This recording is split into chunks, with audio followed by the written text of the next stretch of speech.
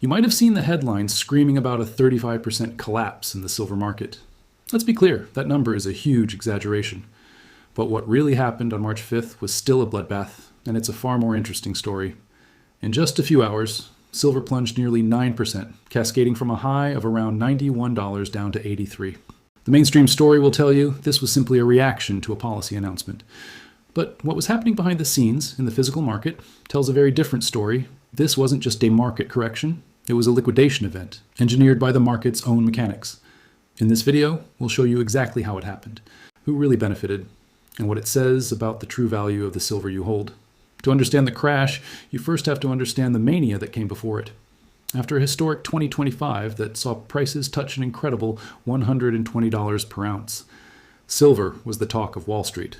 And the market was running hot, fueled by geopolitical fears and expectations of easy money from the Federal Reserve. Then, on March 5th, the floor gave out. The catalyst for the official story was a political shockwave in Washington. The White House formally sent Kevin Warsh's nomination for Federal Reserve Chairman to the Senate. Warsh is famous for his hawkish views on inflation, and the news hit the market like a ton of bricks. The narrative of endless easy money, which had supported precious metals, evaporated almost instantly.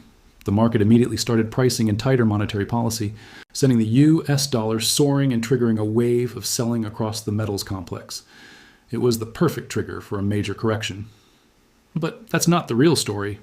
The real story, the one that should matter to anyone holding physical metal, is in the plumbing of the financial system.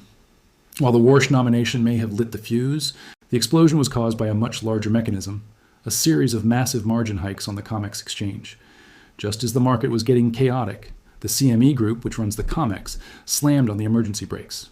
They hit silver futures with a drastic 36% hike in maintenance margins. This forced anyone trading silver with borrowed money to pony up a lot more cash just to hold their positions. For the hedge funds and big speculators who were leveraged to the hilt, this was a death sentence. They couldn't meet the new requirements, and it triggered a tidal wave of forced selling. It was a complete liquidity wipeout, an algorithmic cascade that fed on itself. And this is where the paper versus physical story gets really interesting. The nearly 9% crash you saw on your screen was a firestorm in the paper futures market. But in the real world, something else was happening entirely. While paper prices were imploding, reports suggested physical demand was exploding. In some Asian markets, buyers were reportedly paying significant premiums just to get their hands on physical bars. Meanwhile, registered inventories on the COMEX, the actual silver bars available for delivery, had already been hitting multi-year lows, showing a very tight physical market. So what does this tell you? The paper market can be whipsawed by leverage and financial engineering, but the laws of physical supply and demand are much harder to ignore. If you want to stay ahead of the real story in precious metals, go ahead and hit that subscribe button. Now, I want to hear from you. What are you seeing out there? Let us know about the premiums at your local coin shops in the comments below. So, what does this historic sell-off actually mean for you? Was it a disaster or a much-needed cleansing? Many seasoned analysts are calling this a massive overreaction and a prime buying opportunity. They argue that the forced liquidation was a necessary evil. It purged the market of reckless speculative bets and set the stage for a healthier, more sustainable rally. And let's not forget the fundamentals, which remain incredibly strong. The silver market is facing its 6th consecutive year of a supply deficit. At the same time, industrial demand, especially from the solar and AI sectors, continues to provide a powerful price floor. The violent sell-off on March 5th wasn't about silver's true value. It was a crisis of leverage in the paper markets.